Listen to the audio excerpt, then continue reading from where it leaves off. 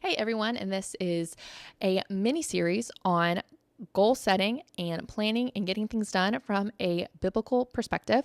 What we are talking about today is just the project page. So this is going to be a little bit shorter than the other ones that we've done, but I wanted to focus real quick on just your project planning system.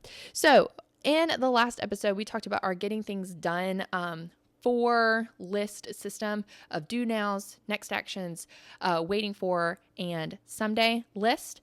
But I think one thing that those things are missing is if you are somebody who is working on something on your own, or maybe you're working on something for your house or something like that, it is helpful to sit down and actually plan out that specific project by itself. Really, I feel like that is the first action. So if you have something that you want to get done, like paint a bathroom, you want your first step in that action to be plan out how to paint a bathroom. And so this is where I think these project planning pages are so important. So basically what you want to do with your project planning page is you want to write down all of these existing projects that you have. So I would do one page per project, and then I would just plan out what that project should look like. Obviously, this will change. My husband is he works in construction, and as he does jobs, it never is like point A to point B. It is always, there is some issue that you have. If you've ever watched a home improvement show, you know what I'm talking about. There's always something that comes up. Some reason why something is going to take longer, part is back ordered, the thing has changed, something got messed up. And so there's always complications with that. So obviously with your project pages, this is the ideal world, but it just helps you know the next action. So your project page, basically what you want to do is write down the name of the project and then write the outcome description. To successfully have completed this project, what should it look like? What are you looking for?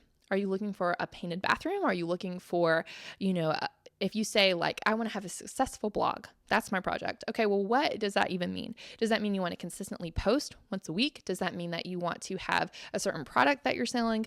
And so by writing down your outcome description, it'll help you to narrow down the steps and kind of get your vision for what you want. You can write down team members, contacts, clients, depending on what you are planning for. And then you need to focus on some dates. You need to give yourself the time that it needs to be completed, the time that it will take to get completed. Is it a 2-week project, a month-long project? And then you will write down the date that you completed it on. I think it can be helpful sometimes to give yourself a hard deadline and a soft deadline. Like it has to be done.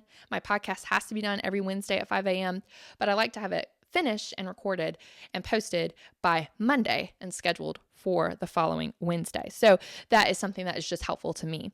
So I would do the dates, I would do the budget and the supplies that you need, any notes, and then I would just go out and list step by step what it will take to get there. And this is, again, that planning that will help you to accomplish more later on, but it requires a little bit more time up front.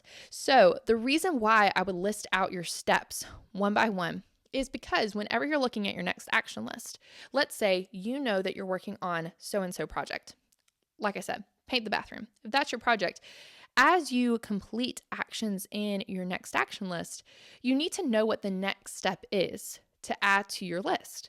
And so by going to look at the project list, you can say, okay, once I've gotten the paint, the next step that I need to do is I need to tape off the bathroom. And then that can be moved to your list. And so you can check those things off. So this can be really helpful if you find that you have a lot of stuff going on, a lot of different projects, and you're constantly moving forward on each one, but you often forget the stage that you're in. And so I think it can be very helpful to kind of go and check off, and then having all of that information in one place can also just be helpful for your organization. So again, if you are interested in this, you can find this page as part of our project notebook pages on amorebeautiful.collective.com. I hope you'll join me for the next episode.